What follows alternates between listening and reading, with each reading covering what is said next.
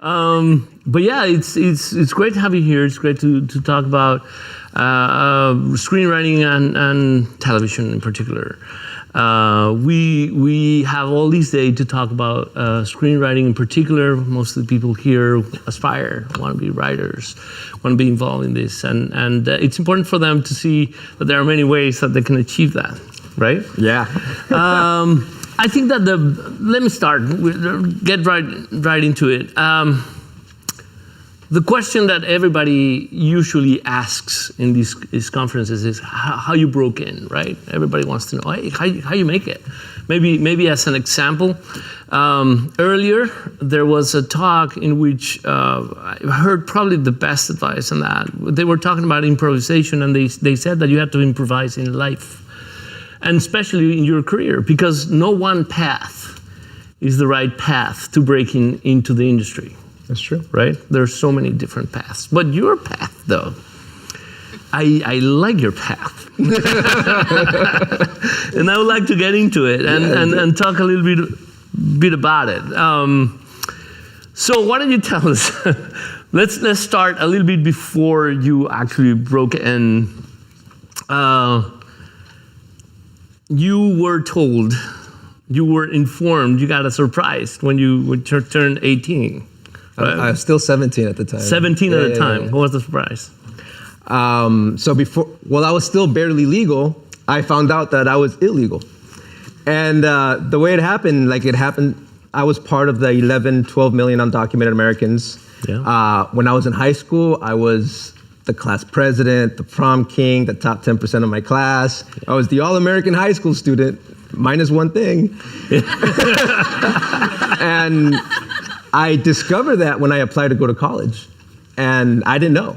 I knew we were immigrants. I didn't know we were undocumented immigrants. So I applied to go to my dream universities. I applied to DePaul, and they didn't accept me. Whatever. Right? Yeah. And then I got a letter back saying, "You are a perfect candidate. Can you please send us your real Social Security number?" Oh. And I was like, "What?" So I turned to my mom and I was like, "What does this mean?" Yeah. And that's the day she told me that we were undocumented. Wow. And I think my reply was, I can't be undocumented. I'm the freaking prom king. But I was. Right? Doesn't monarchy work in a different way? Yeah, it's so crazy. Right. And that alone, because I was having this conversation earlier, it was actually me being undocumented that led me to being a writer. Because I come from a long line of doctors and lawyers. And with this immigration problem that I had, I went to my community college because it's the only thing I could afford. And I took every single class known to man, from chemistry to biology to anthropology, political science. And the one last class I didn't want to take, but I had to because I had maxed out all my credits waiting for my papers to come in, was a theater and film class. And so I was like, oh my God, my cholo friends are gonna beat me up. But I did it, and I started down this path of theater, and that's how I ended up. That's awesome. That's great. Is it though? It is. I mean, it is awesome that you didn't stop. Well, this is a conversation you and I had before, because a lot of people say, I'm illegal. I discovered this problem, and that defeats me. Yeah. I stop. This is, without it, I cannot go on. How? It didn't stop me because in my head I was American. That was so weird to me. That was a huge disconnect. I was uniquely American. I only know this country. And I asked my mom recently why she didn't tell me, and she told me, oh my God, this is I wrote it into a script. She was like, your father and I didn't want to tell you because we thought dreams should not have borders. Oh. I was like, oh, it's so beautiful. So because of that, I never felt different or thought I would. I was like, okay, so I don't have this piece of paper, whatever. So I just plowed my way through it. Excellent. And many years later, I decided to tell our stories. I know we're going to talk about that in a second. And the reason I decided to tell this uniquely American family story, my family story, was because I toured the nation with a comedy show. And when people discovered that I was undocumented, they would ask me questions that they were surprised to hear the answers, we paid taxes. We paid taxes. My parents filed their income tax, filed their taxes. And the idea that there's no taxation without representation is what the American Revolution was founded on. Okay. So then how can they now be doing this hypocritical thing to us? You know what I mean? Yeah. So that's what I mean. Like we felt uniquely American. Yeah. That's excellent. All right, it leads perfectly to what happened next. What happened next? Well, I don't know. You decided to pursue the dream. You were beaten by the bug of entertainment and film and all of that, and you decided to write. You went to UCLA? Yeah, so I eventually transferred to UCLA. I was at the community college, like I said, trying to figure out how long my immigration problems are gonna last. I started doing theater. I got into acting, which was interesting. Yeah. It was funny because in college, I don't know if you all know, but there's like this acting competition known as like the Irene Ryan that happens at the American Center Theater Group, I think. Yeah. So in any case, I went to this competition representing my school, and I win. And then I go to this regional competition representing my state, and I win. And then I eventually ended up going to Washington, D.C. to compete for this national title as this undocumented student. And then they fly me out to Washington, D.C. for the first time in my life. And I'm performing at the Kennedy Center 2 blocks from Homeland Security, going like, what the fuck is happening right now? And then that's the first time my parents took a vacation in this country since they got here. Wow. Like after like 14, 15 years to fly out to watch me perform. And at that height, I was so depressed because I had maxed out my community college. And then when we flew back, and my parents feeling like, man, we can't do anything to help you. When we flew back, waiting for me in my mailbox, and you can't even write this because it's so sappy, was 2 packages. One was my acceptance to UCLA, and the other one was my green card. Oh wow! Isn't that crazy? It was crazy. Awesome. So I ended up at UCLA, and I really did not like my school. I'm glad this is being recorded live. Right.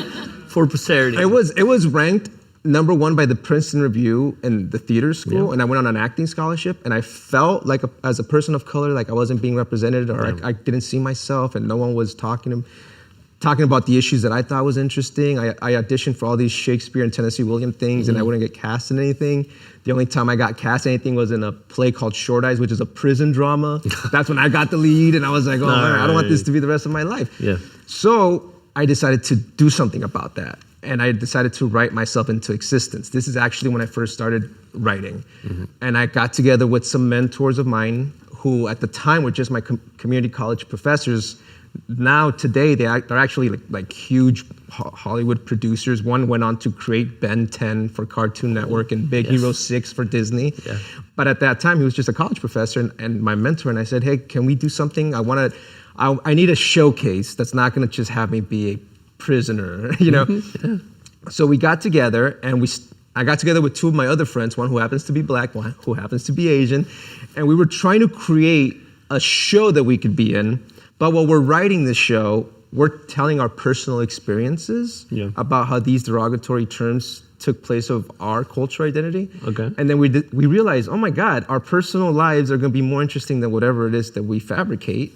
So we wrote this comedy show based on our lives, which became NWC, which is really called Nigger Wetback Chink. And do you want to see a little bit of it? Yeah. Wait, what do you have? I have something that they're gonna. Well, I don't think that they're gonna be able to chant after they leave, but the opening. Oh yeah, the opening. Yeah, okay. Can we? Yeah, sure. All right, let's watch a little bit. This is so embarrassing. This is so embarrassing. I can't believe you're doing this to me in front of all these people. Here we go. Right over there. Chink, chink, chink, chink, chink, chink, chink, chink, wetback. Chink, chink, wetback. Chink, chink, wetback. Chink, chink, wetback. Chink, chink, wetback. Chink, nigga, chink, wetback. Chink, nigga, chink, wetback. Chink, nigga, chink, wetback. Chink, nigga, chink, wetback. Chink, nigga, chink, wetback. Chink, nigga, chink, wetback. Chink, nigga, chink, wetback. Chink, nigga, chink, wetback. Chink, nigga, chink, wetback. Chink, nigga, chink, wetback. Chink, nigga, chink, wetback, chink, wetback, chink, wetback, chink, wetback, chink, wetback, chink, wetback, chink, wetback, chink, wet. Go nigga, go nigga, go nigga, go nigga, go nigga, go nigga, go nigga, go nigga.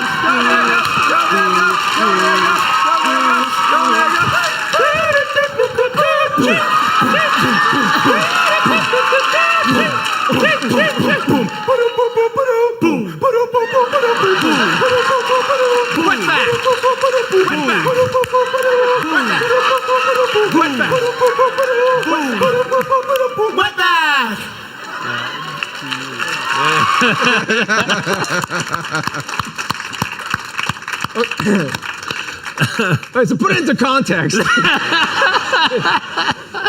The show, NWC, was actually 90 minutes. People thought it was a comedy and improv, but it's the same comedy of improv every night. And we told our real life stories. For example, Alan, the Asian in the show, he told about when he was a little kid in elementary school, he thought he looked like Tom Cruise. And he would go around saying these Tom Cruise lines until one day, this white girl that he had a crush on said, "You don't look like Tom Cruise because you look like a chink." And that was the first time like he internalized that word. And then he went home to his mom to say, I heard this today, and his mom, as opposed to being like, "Oh, don't worry, people are ignorant and racist," his mom was like, "Okay, no worry, we'll get you the surgery." Oh. And he was like, "What?"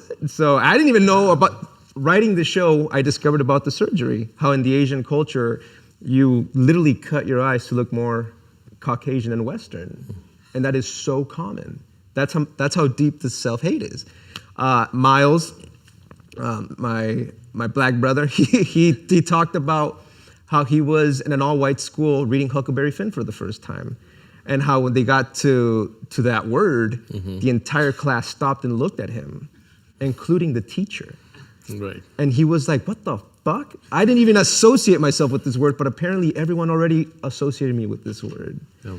And then I talked about having been undocumented, and when I was a little kid, and this is a true story, and God, I must have been like 9 years old, I was at the beach with my parents when I saw an immigration raid happen in front of me. And when I turned to my dad to ask, like, in Spanish, I said, "Hey, papi, what's going on?" He turned to me and was like, "Shh, don't speak Spanish." And that fear that I saw in his eyes, I stopped speaking Spanish my entire life. Yeah. And when I say I'm like uniquely American, I didn't even speak Spanish. You know what I mean? Right. So that's actually what the show was. NWC for me was a political statement, was like a culturally relevant social justice piece. And what you just saw was the last thing we wrote, because we knew we needed an overture to get into this very uncomfortable territory. So what better way to do it than just to put out the stereotypes that people were thinking of us, like front and center, and then we get on with the show. And it worked perfectly because we're now in that uncomfortable territory, and these people have to get there. No, y'all are cool. Yeah, all right. We're good. They get a pass. So that's great, and you toured the whole country with it. Toured the country. 160 cities? Yeah, over 45 states. Wow. Toured for 8 years, 8 months out of the year. Wow. We made a lot of money. I think we made like $1.5 million the first year and a half of touring. Wow. Awesome. Unheard of for a minority-run theater company. Great. And we thought it was going to lose interest. You know, eventually Wicked goes on tour, and then people don't care anymore, right?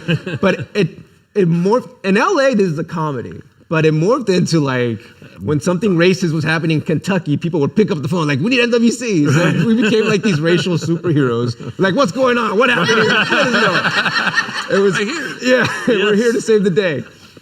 It was so crazy. And we had to stop touring because like 8 years out of your life, it was crazy. Like we were famous in Casper, Wyoming, but in LA, no one knew who the fuck we were. Right? And then Participant Media, they are a studio in LA. They did Lincoln, they did The Help, they did An Inconvenient Truth. They saw the show and thought that this would be a fantastic television show. And that was my first foray into television. I was like, "Oh, this is awesome, this is fascinating." And then TV development, let me tell you. Careful what you wish for, right? Because this was our life work up until that point. We had this opportunity by this amazing, reputable organization that wanted to help us develop it. We started developing it. I was so young, and I was a people pleaser at that time, and every note we got back, I would say, Talk about like improv. Yes, and to everything and everyone. The problem is in television, which is a writer's medium, is that you have to fight for your voice. And you have to fully understand what it is that you want to say. Because if not, someone else is going to come along and steamroll you and tell you what they want to say. And there's this phrase that success has many parents, but failure is an orphan. That's what NWC was to me. Because I kept getting these amazing notes. I thought they were amazing notes from EPs, executive producers and showrunners in the studio and the network. But what came out on the other side of that sausage making machine was a show that I didn't even like, or I didn't even like relate to anymore. And my name was on it. And that was so crazy because when it didn't work, it was my fault. It wasn't anyone else's fault. And man, that really was a huge awakening for me, because I knew if I was gonna fail or make it in this industry, I wanted it to be by my choices and by my merits, not by someone else's. That's terrible. That's a terrible way to lose before you even start the race. Yeah. And now how far did it get? Did you produce pilot? We did a pilot presentation. Our executive producer was smart enough to say, you know what, we need to like a proof of concept. So we got money to do that. But again, the original concept wasn't fully there yet. Like I was still learning how to do TV. We were still learning how to do TV, and we were taking notes from people that we knew were professionals in television, but we didn't have a clear vision for it just yet. You know, that's why I don't think it worked. Is that about the right time when Sundance happened? That's about it. Like, you know what? Okay, so you've like researched my life, Jose. I'm liking this. That was right before Sundance, and that was before Sundance, but after my speech. Yeah. So the community college I went to that I told you all about, eventually called me up because I had been doing a lot of nonprofit work with Edward James Olmos, with the Latino Film Institute, the Los Angeles Latino International Film Festival, and the Youth Cinema Project. Which we're going to talk about a little bit later. Yeah. So they reached out to me and said, we would love to name you the alumnus of the year. And I said, what? I'm not like 90 years old. What are we going to do that for? And they said, because we have a huge population of undocumented students, and we would love for them to hear from someone who has gone on to be successful in their industry. And we have a clip for that. Yeah, you have a clip for everything. They invited you over to give you the award, and you gave a fantastic speech. Thanks. May I say? Yeah, I love it. You want to hear a little bit about it? Yeah. we set it up. We have to. You're not because Here we go. Okay. Thank you, Mount Sac, for this honor. I'll be completely honest with you. When they first called me and I saw my phone and in my caller ID it said Mount Sac, the first thing I thought was, oh my God, I still owe student fees? That's crazy. It is an absolute honor for me to represent Mount San Antonio College, AKA the University of Walnut, and everything that I do in my life. It's funny how I ended up here because I went to West Covina High School. And I was the senior class president, and I was the prom king, and I was the top 10% of my class. I was the all-American high school student, with one small exception. I wasn't American at all. And I discovered that when I applied to go to college. And the top universities sent me back letters that said, you are our perfect candidate. Can you please send us your real social security number? With no direction, with no money for higher education, and without knowing how long my immigration problems would last, I went to the only place that would accept me, Mount Sac. I actually counted this morning, and it turns out that 10 of my cousins came to Mount Sac. 6 of my aunts and uncles. Both my parents took ESL classes here, as did my grandfather from my dad's side and my grandmother's from my mom's side. Now, I don't know if that means that Mount Sac is fantastic at educating our community, or if I just have a big freaking family. I'm an American citizen now, so you can't call Homeland Security to get me off this podium. I went on to UCLA to get my bachelor's and my master's. I am a small business owner, and I get to act and write and produce in Hollywood. And I can honestly tell you, without a doubt, that the core of my knowledge I received here while at Mount Sac. Okay, we're going to be there. Yeah, that's fine. So after... something interesting happened at that speech for me that was like really life-changing. When that stadium of thousands of people cleared out, about 50 to 80 undocumented students in caps and gowns like were waiting for me. Yeah. Oh man, it broke my heart.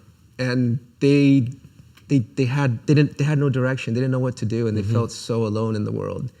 And I didn't know how to help them. I keep in touch with all of them, but I realized that I wanted to write our story. Yeah. I wanted to do what I did with NWC, was to write us into existence.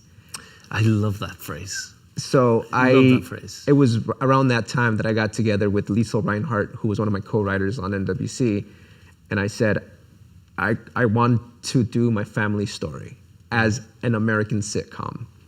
And in discussing it with her, we realized the Wonder Years. That's it. We need a Latinx The Wonder Years. I'm gonna just retell my story when I was in high school, and I was this all-American kid, and my pilot is gonna be the day that it all collapsed on me. And that's the one that you pitched at Sundance. And that's what I wrote. Tell us about Sundance first. Yeah. So then I wrote that, and having come out of NWC and that TV experience, I felt like, okay, I'm starting to understand TV writing. I wrote this pilot, and I said, okay, now what do? You have an idea, you have a concept, you have a pilot, you have a story world, right, because it's based on my life. And I started sending it to a bunch of producer friends that I knew. Everyone really liked it, but felt like, this is pre-Trump, right? Like, are people ready to talk about undocumented issues? And then I submitted it to all these labs, right? I didn't know anybody at any labs. I submitted to Sundance. Sundance had just launched their episodic lab. They're known for film, they weren't known for TV. True. This would have been, I was entering the third year they did it. The first year, Barry Jenkins was in their lab, and I would have been in the third year. Then I eventually got to a producer, just through friends of friends, who liked it. And this is live streaming, so I'm never gonna say who it is, but it's a big time producer. They happen to be Latinx, and their president of their company said, this is a fantastic story. We wanna do it, but you can't write it because you're not a TV writer. And I was like, they're Latinx and they fight for the Latinx community. Can I have a conversation with them so they can tell me that they're not gonna try to develop and help my career? They're like, no, take it or leave it. So I was like, fuck, man, this town is so freaking hard. Is this what I literally have to sell my life to break in. They would have given me like a producer credit, right? But I couldn't write it. And then I was like, oh my God, should I do this? Should I not do this? And right when I decided, you know what, I should do this, I got a call. And it was Sundance. And Sundance was like, you should come in because we really, really want to meet with you because we think you have a fantastic story, but we need to help you grow a little bit as a writer. And I was like, wow, this is so crazy. Like the timing on this. I told this Latinx producer and their company, I was like, hold off in a second. I have another conversation to be had. With Sundance, then I met with Sundance and I really loved what they were talking about and how they wanted to help me develop it, but I had to know this and that. And do you remember that story about I got my green card and my acceptance to UCLA on the same day? Yeah. The second time that happens to me was this. I meet with Sundance. They say that they want to work with me, but that they still have people to interview. I get in the Sundance elevator and my phone rings as the doors are closing and I see that it's Gina. And I have a friend named Gina Reyes who works at Fox, and I thought this was about the Youth Cinema Project and taking her students. And I was like, what's up, Gina? She's like, Rafa, I love everything that you're doing. I just read your script. I'm like, script, shut up. Are we taking the students to Fox? She's like, Fox? This is Gina Rodriguez. I don't know what Gina you're talking about. I was like, Gina Rodriguez? What the fuck's Gina Rodriguez about? So Gina Rodriguez, before she became the huge star that she is now, before she won her Golden Globe and before she did Jane the Virgin, was an old friend of mine. Yeah. She was an old friend of mine that I met at the film festival. Yeah. We were both young hustlers trying to make it in this business. We always kept in touch. I texted her after her Golden Globe win saying that she makes us all proud, and she texted me back. We've always been very cool, but I've never asked anything of her. Mm-hmm. After I wrote my pilot, I said, this is so Gina. This is ghetto and wholesome. She has to be my EP. But she didn't get back to me, so I thought she didn't want to do it. And I totally forgot about her. So I'm in this Sundance elevator. She's calling me, and she's like, I want to do it. I want this to be the first TV show that I produce. And I was like, what? Are you serious? I'm at Sundance right now. This is so crazy. And why haven't you called me back? What the fuck? It's been like 6 months. She was like, oh, I was in like Europe shooting what turned out to be Annihilation. She's like, I'm so sorry. I was like so inundated with work, but I just got back. Yours was the first script I read. I want to do it. I was like, I'm talking to Sundance. I might get on the lap. She's like, hold on, let me call you back. I'm still like going in the elevator. She hangs up the phone, calls the president of Sundance, and I was like, I'm going to work with Rafa, so you better accept him to the lab. Yeah. My elevator's still going down. The president calls the head of the lab, like, who the is Rafa? Why am I getting calls from Gina Rodriguez? And then the elevator the door opens, I walk out, and it's Sundance. Okay, we want to accept you into the lab. And I was like, I'm literally still in the building. Like, what's happening? So Gina Rodriguez agreed to be the executive producer and like my beacon in this industry for this TV project, while Sundance accepted this TV project on the same day at the same time at the same building, in the same elevator. That's amazing. Yeah. And is that you worked at Sundance? You developed it further. Yeah. So I went to Sundance, and Sundance is a phenomenal experience. I didn't know like what to expect. I don't know if you've heard of how the lab works, but it's not just a week of mentorship, it's an entire year-round mentorship. So you go to Sundance for the lab, but then they stick with you year-round, which was the best thing you could ever ask. It's like your padrinos and madrinas in the industry to like watch your back. Godfather and godmother. I was gonna say. Yeah. So at the lab is divided into a whole week in half. The first half you work on your script writing. They fly in showrunners. My script got chosen to have the writer's room. So they do a mock-up writer's room. And then in that writer's room, it's not only the other lab participants, but the showrunners who like you meet with at lunch or at breakfast. So I had, imagine this, I'm breaking story, my pilot story, with the creator and executive producer of Everybody Hates Chris, with the executive producer of The Shield, with the executive producer of The Simpsons, and the executive producer of The Office. You can't pay to have those people break story. Yeah. So we did a writer's room. We came up with the pilot. We reworked I wasn't holding on to dear life like I did with my previous work. I was just like, these are like the masterminds. I want to hear what they have to say. So I was in there pitching, and like we kind of came up with a new structure, a new story, which I really liked. So then that's the first half. The second half, and this is the part that I don't think we as writers get taught early on, and that's that they flew in showrunners to work with you, and then they fly in executives because executives are there to tell you this is a business, right? So we're all great writers, or we're all honing our craft to be great writers, but what are you doing to be a better business person, right? And what the executives did for us is that they did mock pitches. And that's when I discovered the art of pitching, which I didn't know. And as writers, I think not only do we not get taught how to pitch, we are so fearful of pitching. Yes. So, and again, the people I was pitching to were the head of development for HBO, the head of development for Macro, for Amazon, AMC.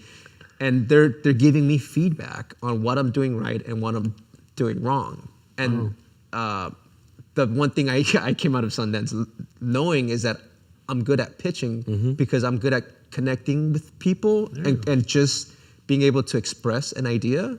Right. It's kind of crazy. Like I've seen professional writers go into a pitch like, just like my story is about, you know what I mean? And it's hard. So if you're gonna leave pages, that's one thing. But if they're gonna come hear you pitch, then you have got to be the most passionate person to be able to communicate what your story is. Did acting and performing help you? It did not, actually. Right. Because actors are terrible at pitching. Yeah. Because they're too busy performing. They're not actually connecting with what the story is, I think.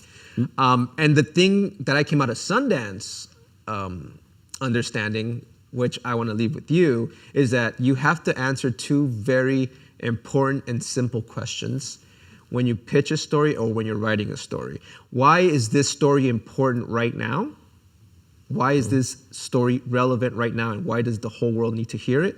Is the first question. And the second question is, why are you the most important person to tell this story? I didn't know that before I got into Sundance. Do you know what I mean? Like I didn't know how to simply express and answer that. And once I was able to express those two sentiments and questions, I was able to just get everyone on board on my story. Well, by the two questions that you're posing, by the two things that we need to have, it seems like they're hiring you more than they're buying the story. Yeah. They are. Because I think even in business, outside of show business, Yep. you don't invest in like companies or objects, you invest in people, right? Yeah. And I believe that's true for TV projects. I think even more on TV because you're betting on working with these people for years and years. Yeah. I mean, if everything works out fine, which everybody's hoping for, you're thinking about spending, a good part of your life with this other person. So knowing who they are and answering these questions. When I got into my first writer's room, a big part of it is they're looking at you going like, do I want to spend an entire year locked up for 10 hours a day with this person? Yeah. And a lot of us, like, we're all neurotic and frantic, like, yeah, pick me. They're like, nah, we're not going to pick you. What was the first writer's room? My first writer's room was Jane the Virgin. Excellent. And it came on the heels of so I came out of Sundance, and now I'm with Gina, and Gina has a deal with CBS Studios. I go to pitch the president of CBS my story. And it was so interesting because I'm like, I hope he really likes my story because it's me, it's my life. And then when we were done, he was like, fuck, I've been trying to figure out how to remake The Wonder Years for like 20 years, and here it is. He's like, back then, no one gives a shit if Arnold is kissing Winnie by the meadow. Like, how do you get the stakes up? He's undocumented. He's like, that's the greatest stakes of all. So we kind of had like a coming of age story in our midst that we were both very, very excited about. And then together, because you have your studio, but it could be a different network, right? CBS Studio doesn't have to be CBS Network. CBS Studio can sell to anybody. So with CBS Studio, Gina and I went to go pitch it around town. Oh, and by the way, pitching. How many TV writers do we have in the room? Okay. Yeah. Let me give you a quick 101 on how to pitch because it's super simple. I relearned it at Sundance, but I originally learned it at CAA when we were getting ready to pitch NWC. And Jeff Jacobs was the TV president at the time. Jeff Jacobs is the person who sold Entourage, and Ari is half based on him, half based on Ari Emanuel. Yep. So when I met with him, he gave me like the quick outline of how to pitch. And what he told me in the room, we told us in the room, was like, don't ever forget like what the heart of the story is. He was in the room when they sold The Sopranos. He was in the room when they sold Entourage. He was in the room when they sold NCIS. And he said, when we sold The Sopranos, everyone thinks of it as this huge gangster saga. But people forget that the writer had, when he went into the room and pitched, he's like, well, growing up, I had major issues with my mother. And I had to go to counseling. And I'm still dealing with it. And this is a story about a man who's truly dealing with his mother and how to overcome through counseling. That's how he sold The Sopranos. He did not go in there saying, this is a gangster drama and this is gonna happen. Yeah, true. And that's what kind of like what he was telling us. Like, when you pitch anything, but especially in TV, one, you have to open up as to, again, what's the first question? Why is this story important? But you have to open up with why this is important to you. So you have to open up with the line of, this story is important to me because of this. For example, my pitch for Illegal was, 2 years ago, I gave this alumnus of the year speech, and after I spoke and the entire stadium cleared out, 50 to 80 students stood behind, and I knew that I had to tell their story. I had to write us into existence. That's what opened up my pitch, and that's what the network executives were reacting to. So you always have to open up with a personal story, why this story is personal to you. Right. Then you have to essentially explain your story in one cohesive sentence, right? Like, what's this journey that we're going through? For me, it was Illegal is a 30-minute undocumented family comedy in the vein of The Wonder Years that follows 16-year-old Rafa when he first discovers that he's undocumented and when his all-American life comes crashing down on him. So one, you have to say why this is very important and personal to you. Two, you have to say, in a nutshell, what the entire series is. Then you have to go into the character breakdown. Like these, in the way that I like to do it, I like to say, This is Enrique, Rafa's father. Enrique he's like Ricky Ricardo. He's a hot-blooded Latin man who can't sing and dance, right? So, and then in your character and your character breakdown, it'd be nice if you throw in some future episodes that people are gonna be privy to. And after you do your character breakdown, you do your pilot. So you outline your pilot little by little. Then you give sample stories of future episodes, and then you open it up for question and answer. It's 5 simple steps. It's simpler than you think. It sounds really simple, but I want to go a little bit deeper on some of these steps. When you talk about the character breakdown, and this is, I think, when I talk to my students, and many should remember, I tell them that television is all about character. Yes. Plots secondary. Do you go into their personalities, flaws, wants, needs, all of that? Do you go deep? Do you talk to them as a person? Yes. I recently heard, and this really struck me. It's not so much storytelling. It's not so much about character arcs, like the way we like to think. It's more about relationships. Yeah. It's all about the relationships. That's why we tune in. That's why people love Jane the Virgin. It's about that love triangle between Jane, Rafael, and Michael. So in my character breakdowns, I want to make sure that I'm defining what are the relationships that Enrique, for example, the character of Enrique has, and what are the conflicts between those relationships, and then what are some examples of what that would be. I think that leads to stories. I'm sorry. Yes. That leads to stories on specific episodes. It makes specific what you're trying to do, and that's describe the character, right? You're describing them by the actions that they're taking. Which is really, really, really cool. Yeah. I think once you fall in love with the character, then you can plot out the stories and you can talk about the episodes and everything, but they're engaged. You have the audience, whatever executives or anybody who's listening to you, already loving these characters and want to follow through. That's excellent. Have you heard the TED Talk, Saving the World versus Kissing the Girl?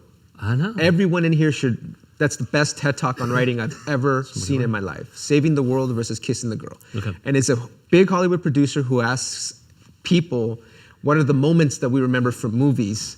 For example, Dirty Dancing. Everyone remembers the big leap and the whole, but that's not what the story was. The story, the way the story ends is that the father tells her that he's proud of her and that he loves her. Yeah. So that's really, Dirty Dancing is truly a story about a daughter and a father. Same thing with Rocky. All of us remember like Rocky and fighting and making it, but it truly ends with him hugging Adrian saying, I love you, after he just lost the biggest fight of his life. You know what I mean? We remember the steps and the fights, but the story is truly that relationship of love. That's always what the stories are. No, work on those relationships. Totally. I like that. All right. So let's move forward. Yeah. Then you pitch Illegal and you get some traction. How does Jane the Virgin comes into all of this? So Gina gets it. Yeah. So it's so funny. So we were going to pitch to the CW, and then that same week, the CW was talking to their main showrunner, which is Jenny Snyder-Urman, the creator of Jane the Virgin. And she was looking for a Latino. She couldn't find a Latino writer in town. She has a Latino family in her midst. She wants someone with maybe a comedy background. Gina's like, I'm working with this new writer, Rafa. You might want to hear him. And then CW's like, oh, we're about to hear a pitch about this new writer, Rafa. So she calls me in. And this is the worst, best interview of my life, people. She calls me in. I'm literally freaking out about my pitch, right? I'm going through my pitch, and I get a call like, hey, Jenny Snyder wants to meet with you. I was like, I got no time for that. I got to sell my show. You know what I mean? Fine, I'll go. So then I go meet with her. Phenomenal woman. Her two EPs were, her co-EPs who are like the number 2 in the rooms. They're amazing. They all meet with you. And she's like, so do you want to be staffed? And I was like, no. She was like, wait, what? What do you mean you don't want to be staffed? I was like, I don't. Because, and this is absolutely true, I read a statistic that said that there are more people of color who have created TV shows than there are people of color who are staffed in TV shows. And I don't mean the numbers, I mean ratio and percentage-wise, right? And I was like, oh, well, that makes freaking sense. I'm never going to be staffed. I should just worry about creating TV shows. Yeah.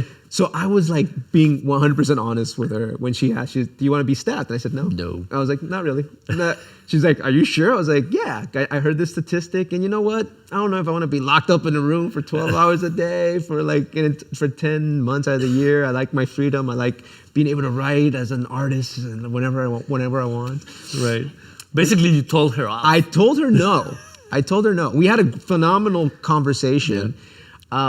And God bless her heart, I think she looked at me and was like, oh, this poor bastard doesn't know what he doesn't know. And she's like, I need to help him. So, and then again, those coincidences in my life that keep happening, we went to the CW, pitched the show, sold it in the room, and then I got a call and got staffed on Jane the Virgin within 24 hours.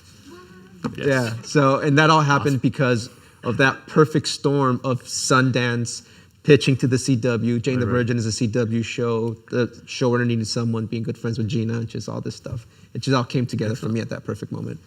It sounds like a lot of improvisation as life was happening. No, just great. I just work here. Yeah.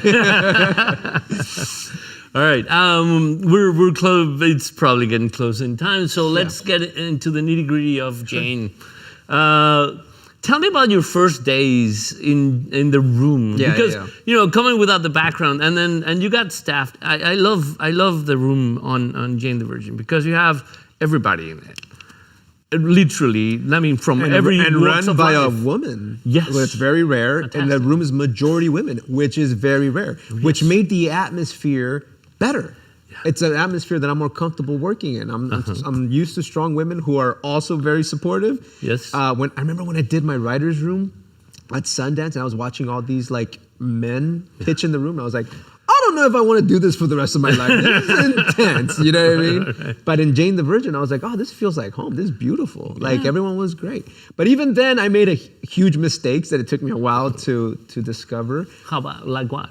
For example, you're getting paid to pitch, right? You have to be in there to tell stories, to pitch stories. And the first week I was in there, I was like, oh, how about this? And how about this? And how about this? And how about this? And people were like, shut the fuck up. Like listen. Like, you should be listening right now. You're like brand new to the room. Eventually, an executive producer David Rosenthal, I think you've had David. David was here. He was phenomenal. He was the one who told me, he's like, remember, this is a marathon. This is not a sprint. So just take it in. Pitch when it's right, but don't feel like you have to pitch. Also, don't be quiet because you're in the room to pitch. Yeah. But definitely, like, what you want to do is listen, and then it's a marathon. Yeah. The other thing that I think, that's the main thing. That's the main thing I want to share. It was again a very interesting David, who is. The other part of the contingent, we have the Latino contingent in that room, right? Yeah. Who is Carolina Rivera, a very good friend of us, Mexican national. She comes straight from writing series down in Mexico and movies down in Mexico. Valentina Garza. But Cuban American. Yes, Cuban American. Who wrote on The Simpsons. And you. And myself. Right. And who are the other writers? The other writers are David?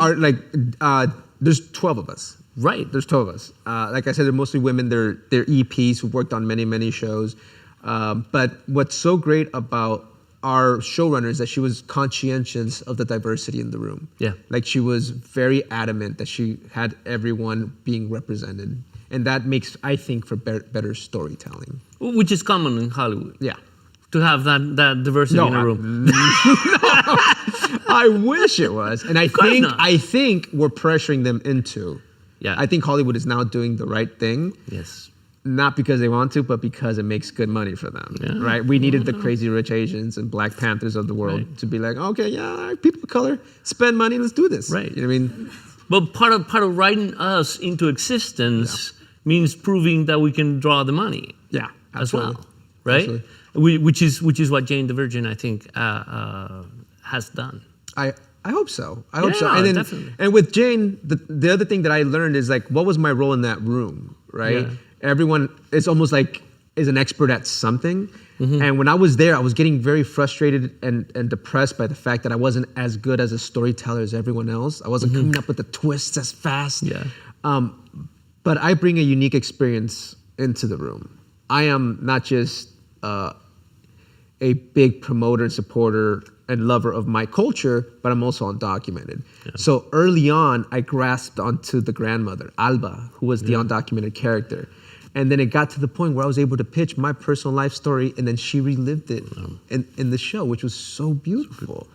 And that's what Jane the Virgin as a staff writer taught me. It's like, what's your voice in the room? Clearly you were brought on for something, so what is that one thing? As you grow and learn to be a better storyteller yourself, there's something unique that you brought to the room. It's not a sprint, it's a marathon. I love that, yes. Great insight. Thank you so much for that. We need to go to questions, and anybody who has a question, I would encourage you to walk to the left, our left of the building, and then we're gonna direct you to the microphone. Before we do that, though, I'm gonna skip ahead a little bit because we were talking about Jane, and we had a clip from Jane, but you've seen it, right? You love it, yes. So we're gonna skip that one, and I want you to talk to us a little bit before we get to questions about what you do with Edward James almost, Latino Film Festival and the Latino Youth Program. Could you tell us a little bit more about that? So internships and volunteering is how you make it in Hollywood. It really is, and mentors. Those are the three. If you have those three things, you're gonna be okay. Mentorship, volunteering, and internships.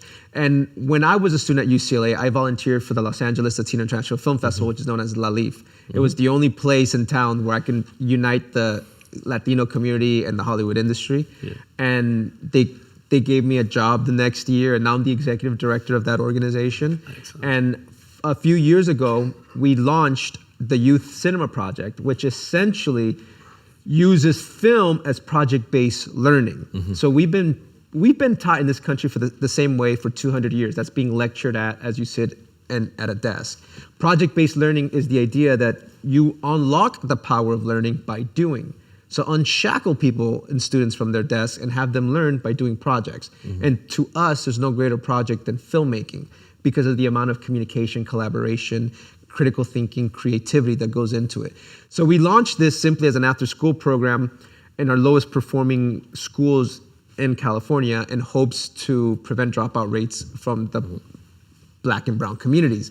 And what we saw is that we were having huge impact in reading, writing, school engagement, social emotional empowerment. So this little concept that we had 5 years ago has exploded all over California. And that's what we work on now. We work with fourth graders. Imagine this, 9-year-olds are being taught how to write their stories. That is so empowering.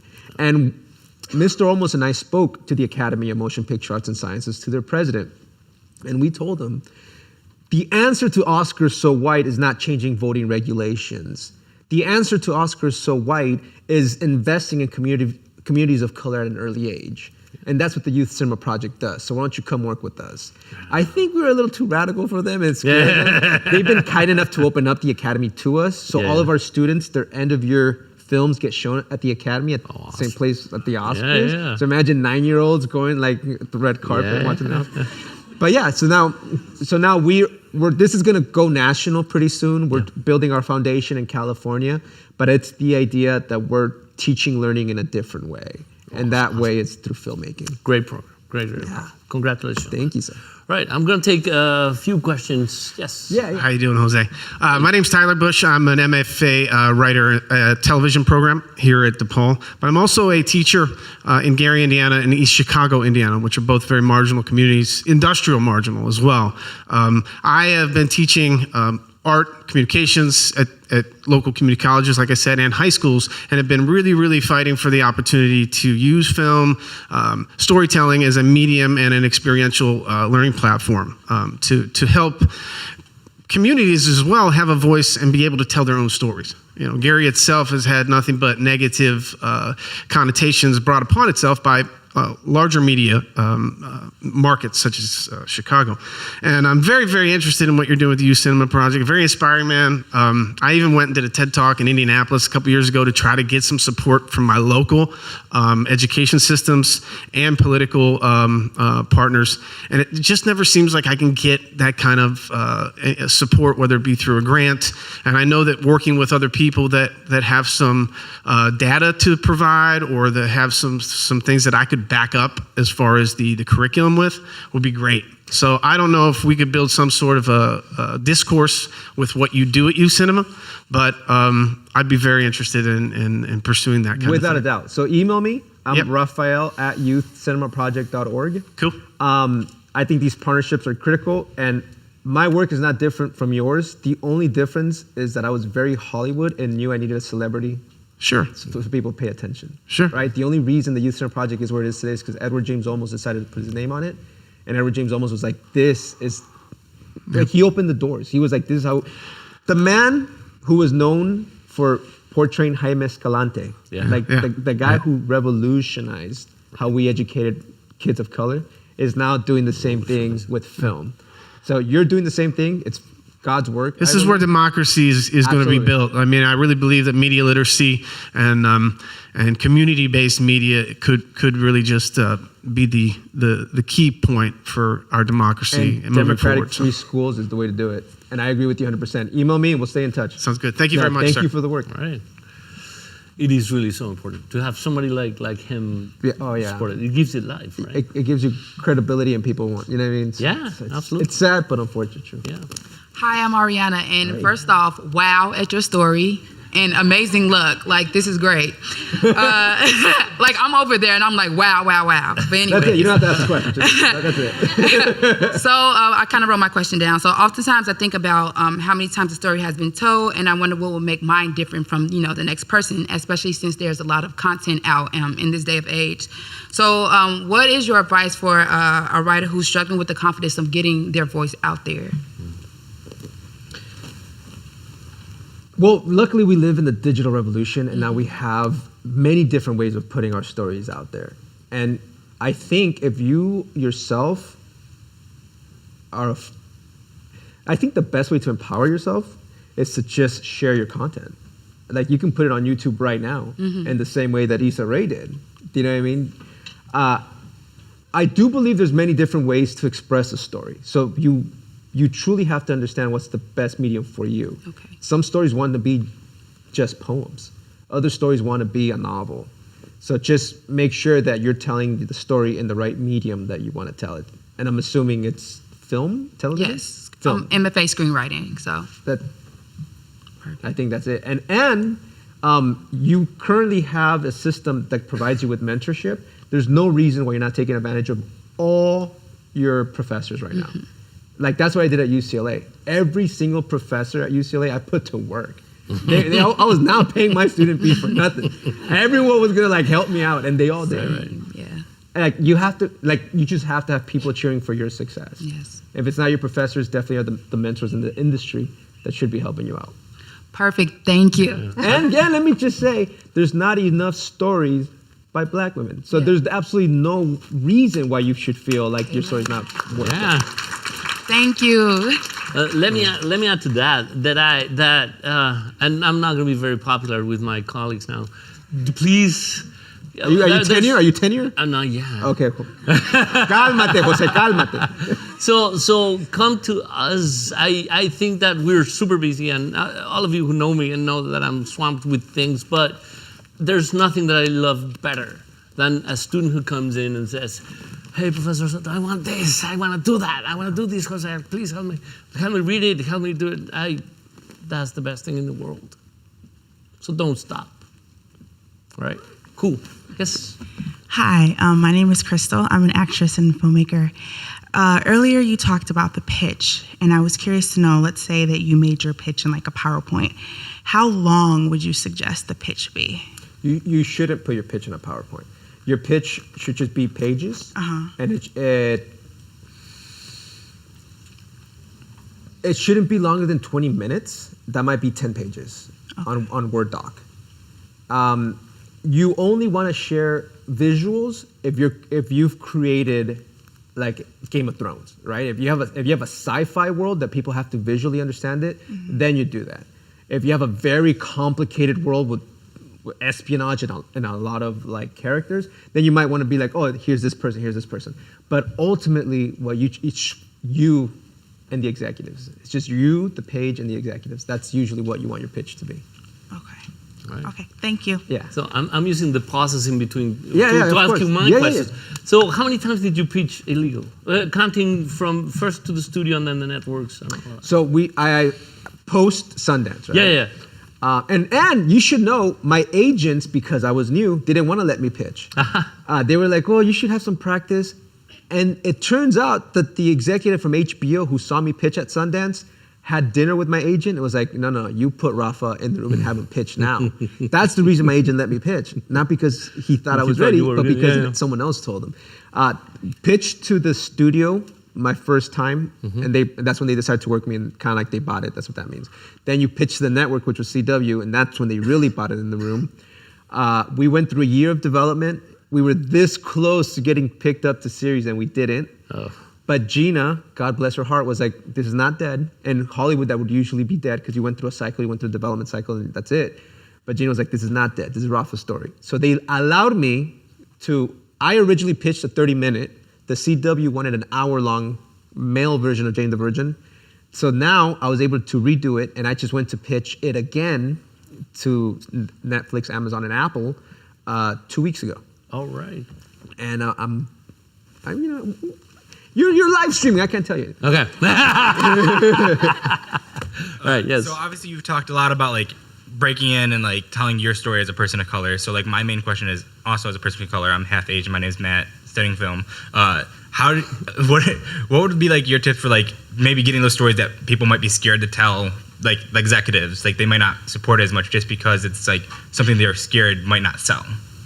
I think that's no longer the case. I think your story is more relevant now than ever before. The best answer to your question is not just you going alone, is what partnerships or what production company you're going in with, right?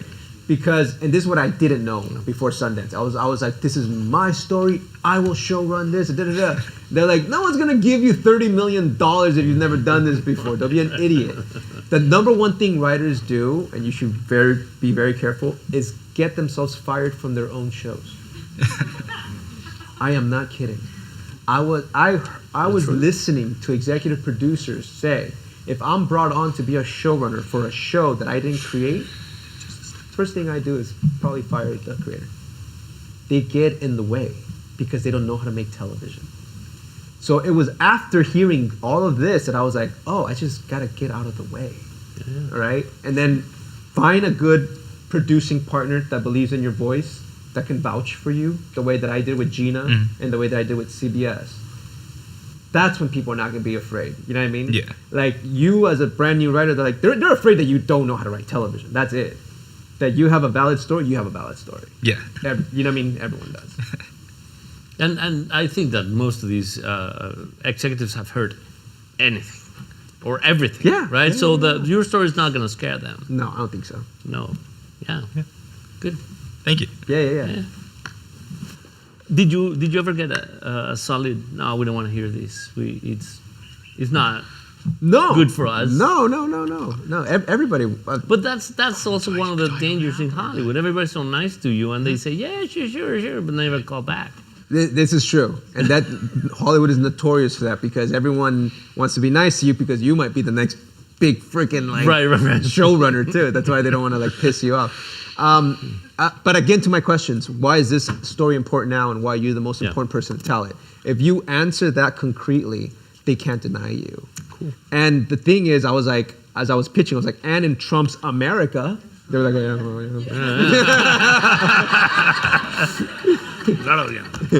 Sure, excellent. Yes. Okay, I typed my question down. So, with all this talk about diversity and representation, what are your thoughts on forced diversity in places like Hollywood? It's good. like, what are the thoughts of how do we fix it, or what are the thoughts of how? Like forced diversity, like more like having diversity for the sake of it, rather than like the creative possibilities it creates. Well, you can't have successful stories in television if they don't reflect America. Do you know what I mean? So if there's a lack of diversity, then already you're not telling real stories. And then who's controlling the narratives also, right? I think diversity just is another word for saying better and more diverse stories. It's not like the people themselves, it's the stories, that, like the output that you're getting. So I definitely think it's good. It's good.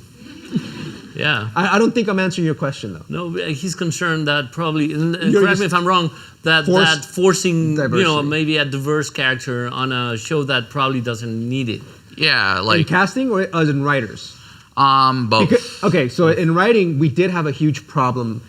The studios trying to think, okay, how do we help the showrunners hire someone who's never done TV, right? All the showrunner wants is someone who can do an output, and unfortunately, the same people who've been doing that are like straight white males, right? So in trying to help that, they decided to create something called the diversity hire. That means that the studios pay the showrunner to hire up someone who's diverse to be in the room. And it had a negative effect because people like Tanya Saracho, who's from Chicago, who created Vida for Stars, her first day of work, when she was like trying to pitch and everything, someone was like, oh, you're just a diversity hire. So that's a horrific, like, opposite effect of what they were trying to have, right? So right now they're trying to figure out is how does the showrunner also invest in this person? How does the studio support them? And not just be like, oh, here's the token, right? That's what we don't want. That's like, tokenism is like the worst thing that could happen. And plus it makes them self-conscious in the room. They don't share, and then you have a terrible, terrible person of color who could be a good contributor who's not. So yes, it has been problems, but we're still growing and we're still trying to learn how to fix that. Right. Excellent. Yes. Yeah, I love that. So unfortunately, that had to be our last question. Oh, yeah, for sure. But I just wanted, in closing, the one thing about researching your story and talking to you and getting to know you, there's one thing that is really important to me.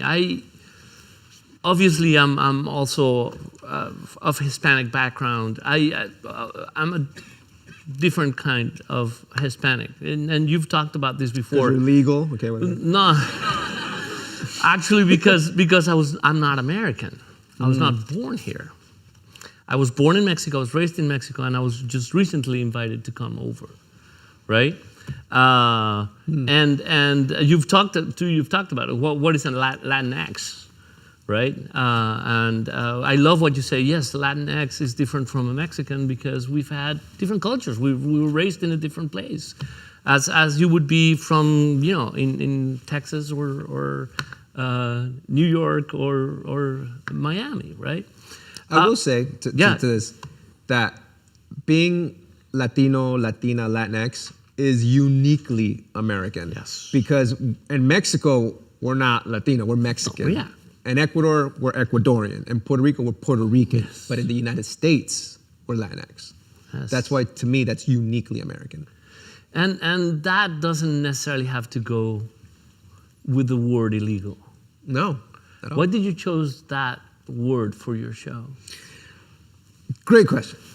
So, God, not to get too political. Right. When we did NWC, it truly was a way to take back these words that created so much harm to our community, right? Yes. I was doing the same thing with illegal, and we might actually change the name of it to Rafa the Great. Yes. But the reason I wanted to do that was because I wanted to take back the word and put an end to it once and for all. Human beings are not illegal. And the biggest problem that I find is that the Pew Hispanic Research Center discovered that deportation happens during two times most frequently. One, when right before payday, and two, when people are trying to unionize. So to me, immigration becomes a labor issue. And the reason words like illegal are used is to criminalize a group of people. Yes. And when you criminalize a group of people, what do? You take away the First Amendment right to free speech and the First Amendment right to assemble. That's why I do not agree with ever using the word illegal when referring to anybody. Yeah. I wanted to use it as a way to atone. I wanted to say, this is the show, and this is the last time we're all going to use this word.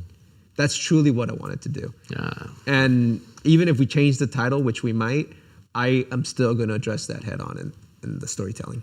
Which I think is fantastic. Fantastic. I applaud you for that. Thank you. One last thing. Did it change at all? And this is for all of you out there. When you became legal, were you different? Were you expecting like, whoa, now I can do everything that I ever wanted? Were you different because you got the green card? I internally wasn't any different.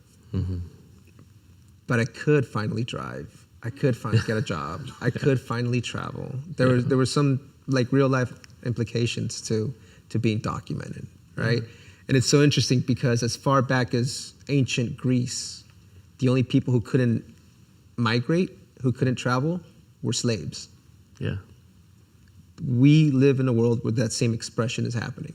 The people who can't travel, who are not legal, are slave laborers. Are like the peons, are the people that we exploit. So I internally did not feel different, but externally there were things that were different. Were able to do. Yeah. All right. So I don't want to leave it in a down note. I know. Like, Debbie Downer, Jose. Dang. That's horrible. Yeah. So I would say this. I'm really glad that either legally or illegally you're you. And that you came to us and you shared with us your story. I think if anything, I'm trying to instill in my students and in my children who are not legal, but they can't drive and they can't do some of these things that you were saying, that it doesn't mean that they're not worth it. And they shouldn't be striving with all their strength to do the best they can and be the best version of themselves as you want. And this version, man, thank you so much for being here. Thank you. We really like it. Thank you.